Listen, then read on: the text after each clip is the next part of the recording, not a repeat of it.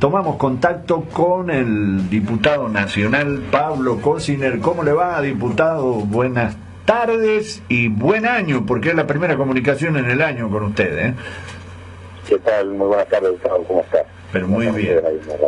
Bueno, espero que tenga una tarea legislativa muy fructífera en este año que va a comenzar. En realidad, ustedes van a comenzar en marzo oficialmente, pero sé que hay algunos movimientos ya en el Congreso de la Nación, diputado. Sí, no, en realidad nosotros quisiéramos que el gobierno, en vez de recurrir a los decretos de necesidad de urgencia, tal cual se notificaron hoy, para determinados temas, hubiese convocado a sesiones extraordinarias. Vos sabés que, de acuerdo a la Constitución, en estos momentos la única posibilidad que tiene el Congreso de tener actividad parlamentaria es a través de una convocatoria a sesiones extraordinarias por parte del Poder Ejecutivo Nacional. Nosotros vimos con mucha sorpresa que el presidente Macri ha recurrido a tres decretos de necesidad de urgencia, dos de los cuales ya fueron publicados en cuanto a su contenido, uno vinculado a la modificación de las leyes de ART, que tiene que ver con la repercusión de derechos de los trabajadores, y en segundo lugar la ley que modifica el sistema de feriados, puntualmente feriado puente, que es lo que más perjudica a las provincias turísticas, y que daría un tercer contenido que está vinculado al tema migratorio, que todavía no conocemos el detalle.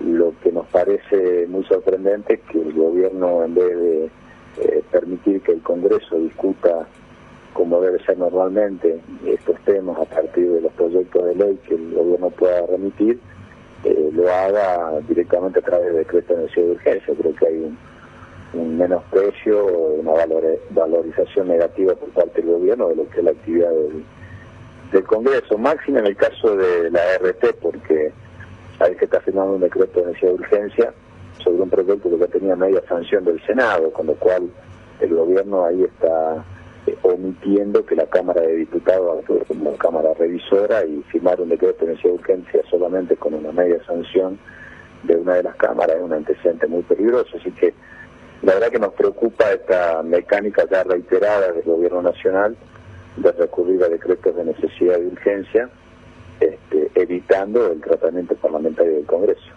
Ya ha superado a los gobiernos anteriores, ¿no? En decreto de necesidad y urgencia en un mismo periodo, digamos, en un mismo periodo de tiempo, el gobierno nacional.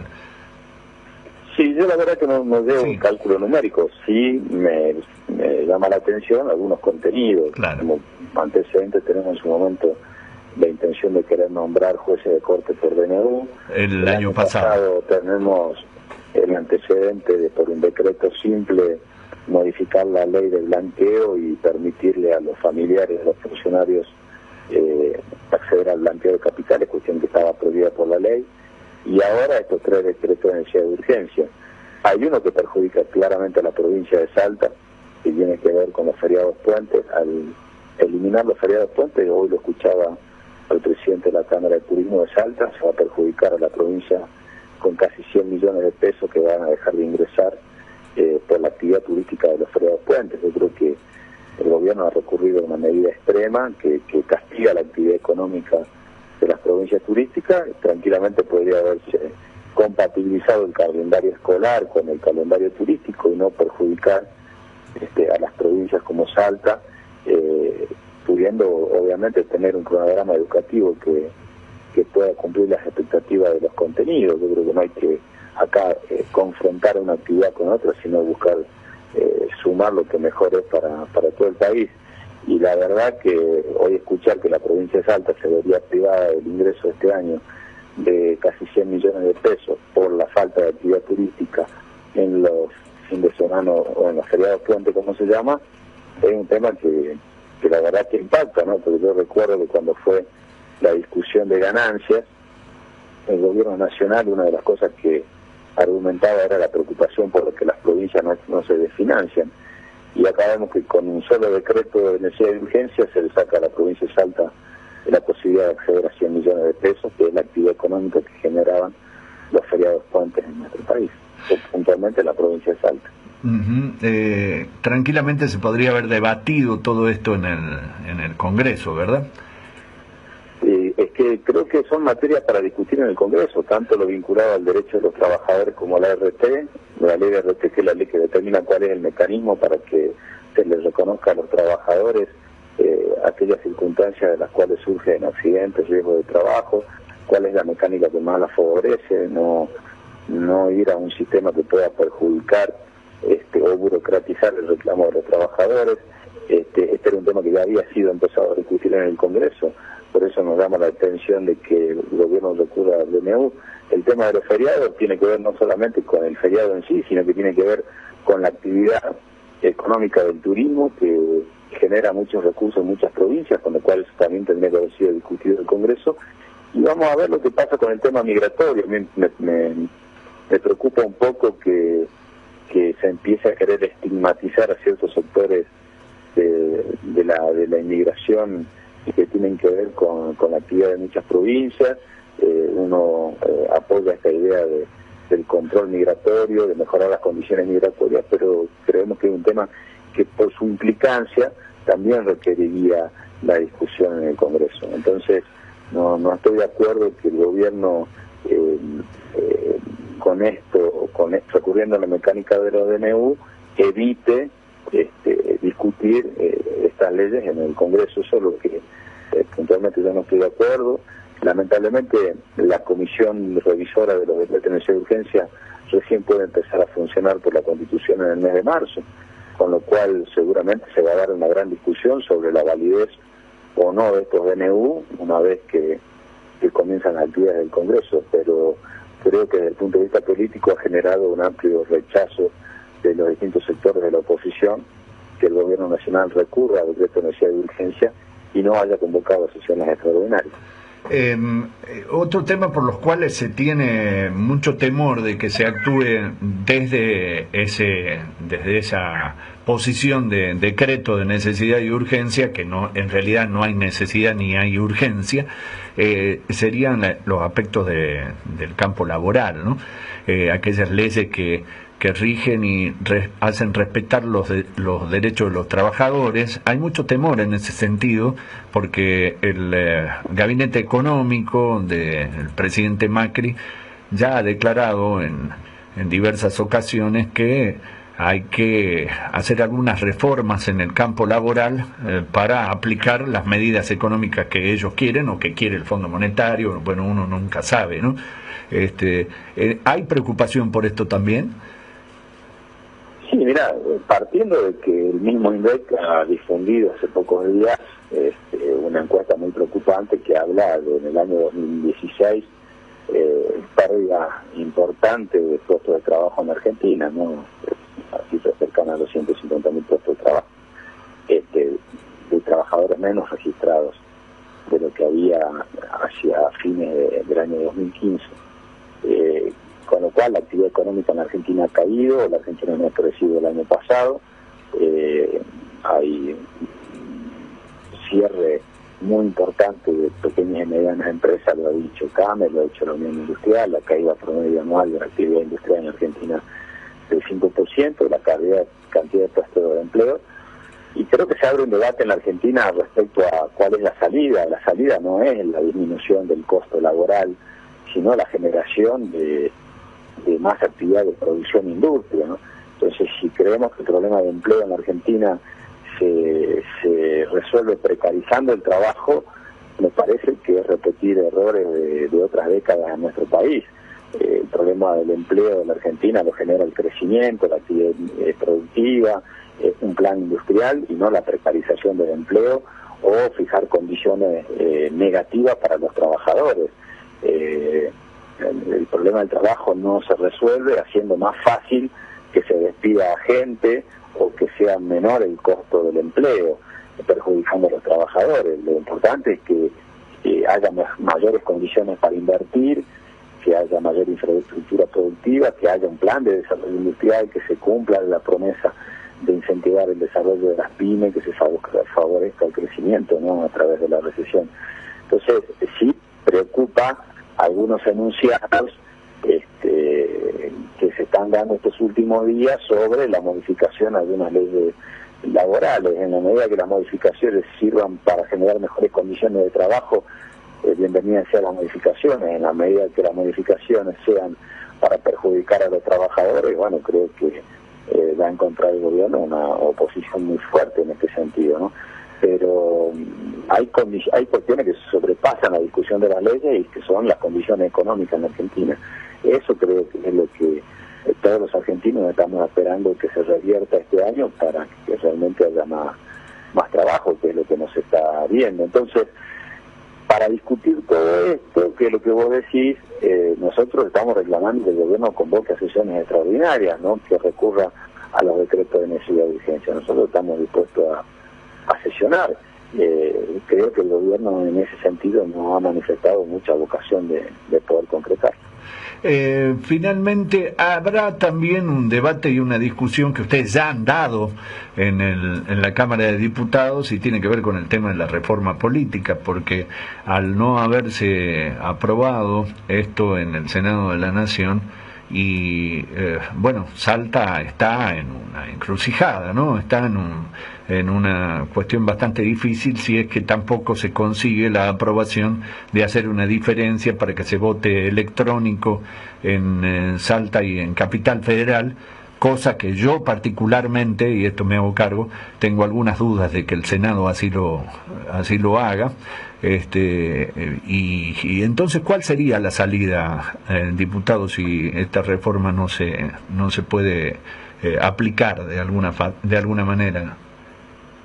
Mira, yo le he entregado personalmente al gobierno nacional, puntualmente al secretario de Asuntos Políticos de la Nación, Adrián Pérez, con el cual tengo una muy buena relación, lo que yo entiendo que es la solución a esto, que es que el gobierno autorice a través de una ley que no involucre ya a todas las provincias, sino específicamente a aquellas que han autorizado el sistema, que ya han aplicado el sistema de boleta única electrónica para sus autoridades provinciales, que lo puedan hacer en las elecciones nacionales.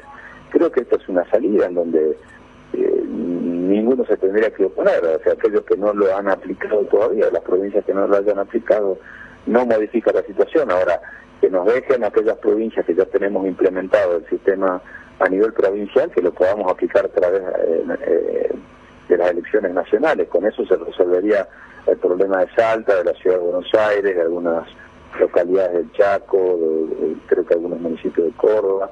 Entonces, en eso creo que hay una salida. Yo ya había presentado este proyecto hace varios años, lo había representado y se lo he hecho llegar a las autoridades nacionales. Creo que una alternativa es una ley que autorice a aquellas provincias que han aplicado el sistema de boleta única electrónica en sus elecciones provinciales a que lo puedan hacer también en elecciones nacionales, porque ya está la experiencia, ya está la capacitación hecha, ya se cuenta con los elementos tecnológicos necesarios y es incorporar el mismo padrón para las elecciones nacionales en el mismo día. Entonces creo que la salida está. Esperemos que el gobierno nacional pueda tener la voluntad política de avanzar en ese sentido y impulsarlo también en el Congreso. Allí no estaríamos afectando a aquellas provincias que por ahí no están con la voluntad política de avanzar en la aplicación de la boleta electrónica, cuando todavía no lo han hecho, pero por lo menos las provincias que sí lo hicimos no estaríamos perjudicadas y estar obligados a un mismo día a votar con dos sistemas distintos o desdoblar la elección, que cualquiera de las dos genera sus problemas, ¿no? Su problema y su costo también, ¿no? Sí, su costo y su problema en un caso, desdoblar la elección nuevamente, la molestia de tener que ir a votar muchas veces en un año. Y en el caso de la unificación, obviamente que va a generar también mayor pérdida de tiempo, digamos, quizá va a haber que trabajar mucho para evitar las confusiones, es un tema operativo bastante complicado utilizar un solo día para dos elecciones con dos sistemas distintos. Cualquiera de las dos va a generar sus inconvenientes, habrá que buscar la mejor salida, pero creo que si se podría aprobar una ley donde se autoriza a las provincias, como Salta, que ya tiene implementado provincialmente, hacerlo en la Nación, en las elecciones nacionales, ya por lo menos nuestro problema estaría resuelto. Y eso no se puede hacer por DNU, ¿no? Sí lo podría hacer si lo quiere. Claro. Esto sí lo podrían hacer si lo quiere hacer. Obviamente que existe, en este caso sí existiría una razón de necesidad y urgencia, ¿no? Y sí, la verdad que vemos que, bueno, no en este caso no se ha discutido de esa manera. Igualmente yo creo que más beneficioso que un DNU, o sea, técnicamente podría ser el gobierno, pero a mí me parece que aún en este caso más beneficioso que un DNU es llamar a extraordinarios rápidamente y pedirle a la Cámara de Diputados y Senadores que en 15 días aprueben la ley y directamente ya hacer la convocatoria. Pero vuelvo a decir, creo que hablando con todas las fuerzas políticas y diciéndole, bueno, esta ley va solamente para aquellas provincias que ya tienen aplicado su sistema a nivel provincial o local, no tendría que haber inconveniente. Más allá del optimismo lógico que los conductores de este país, ustedes, los que hacen la política, que la política es la que le brinda las soluciones a la gente, digo, más allá del optimismo lógico que deberían tener para que el país salga adelante, ¿cómo ve usted la proyección de las medidas económicas que se están implementando y en ese sentido tiene alguna preocupación por el futuro inmediato de nuestro país? Sí, yo primero aclararte que no creo que las cosas se resuelvan ni con eslogan ni con optimismo nada más. Claro. O sea, el optimismo puede ser parte del estado de ánimo de la sociedad por querer que las cosas vayan bien. Ahora, las cosas no van a cambiar si no se cambian. Si tenemos un año 2016 que ha cerrado con índices negativos, si se repite lo mismo para el año 2017, no veo por qué las cosas vayan a cambiar. Ahora, si se cambian algunas cuestiones y se entra a proteger el mercado interno, se recompone la capacidad de consumo de la sociedad, se cuida la industria, se generan elementos para que se aumenten los niveles de producción, las cosas pueden cambiar. Ahora, si yo me fijo por los primeros anuncios, que son aumento de combustible en enero, aumento de luz en febrero, aumento de gas en marzo, aumento de impuestos, bueno, la verdad que hasta ahora los anuncios que hay son todos palos para los sectores del trabajo y para la sociedad en general. No veo anuncios que tengan que ver con nuevas inversiones que generen puestos de trabajo genuinos. Entonces, siempre se sigue corriendo la pelota, que bueno, que primero era en el segundo semestre del año pasado, después en el primer trimestre, después en el segundo semestre de este año. Y lo cierto que el efecto negativo de algunas medidas son muy rápidos y lo que se dice que va a ser el efecto positivo es muy lento. Entonces ahí hay algo que no cierra, ¿no? El efecto negativo rápido siempre es para los sectores más vulnerables. Y el efecto positivo que se dice que va a haber para esos mismos sectores siempre es mucho más lento. Entonces ahí siempre hay un perjudicado, que justamente son los sectores más vulnerables, los sectores del trabajo, la clase media. A mí me da la sensación que los beneficios del modelo de este gobierno nacional solamente los perciben los sectores que acumulan cada vez más recursos y más dinero, y eso digamos, por ahí es lamentable, pero bueno, uno percibe que así es, la cosa no va cambiando. Se esperaba este primer trimestre con mucha expectativa y los únicos anuncios que son hasta ahora son aumentos de servicios o aumentos de insumos que forman parte de los costos de producción. O sea, si a una pyme le aumenta la luz, le aumenta el gas, le aumenta el combustible, y la está sacando permanentemente de fuera del sistema, por eso cada vez se ven más negocios desocupados, la cantidad de gente que busca empleo cada vez es mayor, y esos son datos objetivos de la realidad que el mismo gobierno lo está reconociendo a través del INDEC. No son cosas que a mí se me ocurra decirlas, lo estoy diciendo en función de anuncios que el mismo gobierno ha hecho, y son dificultades que el mismo gobierno nacional las está reconociendo, ¿no? Uh-huh. Y bueno, ya ha pasado más de un año de la nueva gestión, donde uno tendría que empezar a ver los frutos de un plan de gobierno de acuerdo a las expectativas de lo que la gente realmente quiere, y no es lo que hoy se está viendo en Argentina. Diputado, ha sido un placer. Queda gentilmente invitado para que nos visite al primer mate y al primer té acá, tomando mate o tomando el té cuando usted pueda pasar, deje de disfrutar de sus vacaciones y nos pueda pasar a visitar. Le agradezco mucho. Bueno, un fuerte abrazo para ustedes. Hasta luego. Hasta luego.